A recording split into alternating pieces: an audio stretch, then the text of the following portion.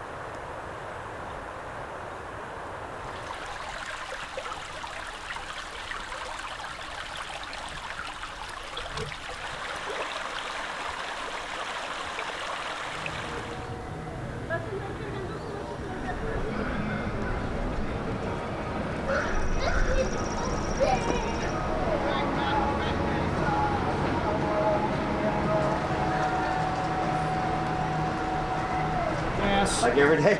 And then they get mad at us. I was going to gas up because that one there has a couple gallons in it right there, right? I think so. All right, so a little bit of lunch, a little bit of hiking. We're going to go back to camp now and get everything packed up. And then we've got a pretty decent little overland route selected out. We'll see how overland it is through some backcountry trails to take us back to the highway. This should take a couple 3 hours, I would say. So anyway, we're gonna go break camp, get everything hooked up, and get ready to move out. We'll be back. Okay, we're rolling out of camp. See, and we're gonna look for a track, and it's gonna take us on the back side, back toward the main highway. So this works out okay. It should be a pretty good little overlanding trip on the way home. If not, lock gates and close roads. We'll find out. So hang in there with us. Okay, so far this trail has been basically just a wide open Forest Service road. So as you can see here, we've had no issues. We're several miles into it, so if it stays like this the whole way, we'll be back to the main route, the highway, fairly quick. I was kind of hoping it would develop into some actual trail, 2-track, but we'll see. Anyway, moving on.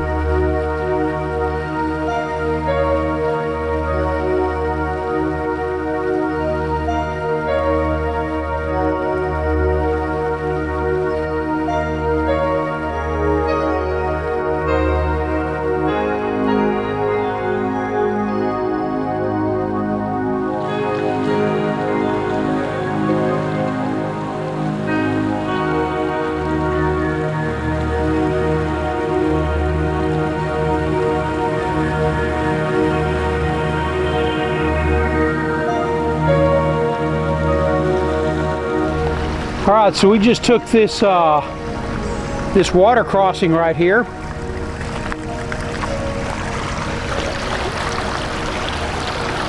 About 2.5 feet deep, maybe, yeah, about 2.5 feet deep. So I had water up to the floorboard, but not inside. So yeah, that was a good little test for the YJ, letting it see what it can do on this this little water crossing here, or high water, however you want to look at it.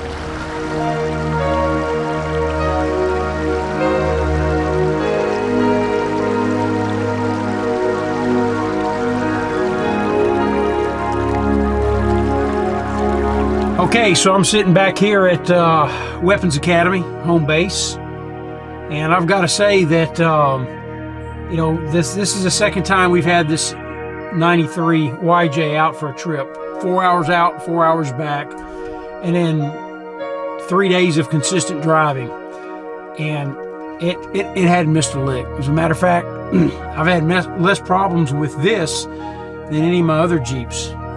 No warning lights, no computer systems or sensors to malfunction on it. I mean, it just keeps on going. So I know it's not perfect, but I think I have a good enough feel for it at this point to where taking it to the next level, and which is going to be lockers and larger tires and gearing down, is definitely on the table at this point, because it's dependable.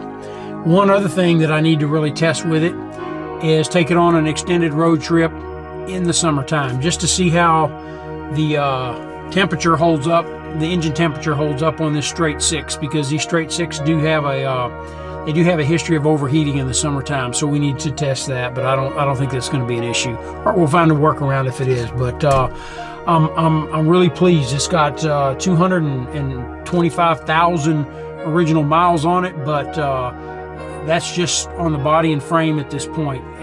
We've pretty much replaced everything else. So yeah, so with that one, we're going to call it a wrap on this short expedition to Southeast Oklahoma. Please leave us some feedback on how do you like using the 93 cameras along with the 93 Jeeps. I really want to know on that, because I've got some big plans for the future as we continue our restoration and our voyages with these Jeeps, and I really like the effect. And like I said, for me, it's a trip down memory lane, so it's personal all the same. So anyway, we've enjoyed having you along with us on this one, and please like, subscribe, and share. That always helps, and we look forward to see you on the next one here at Backcountry Adventure and weaponsacademy.com.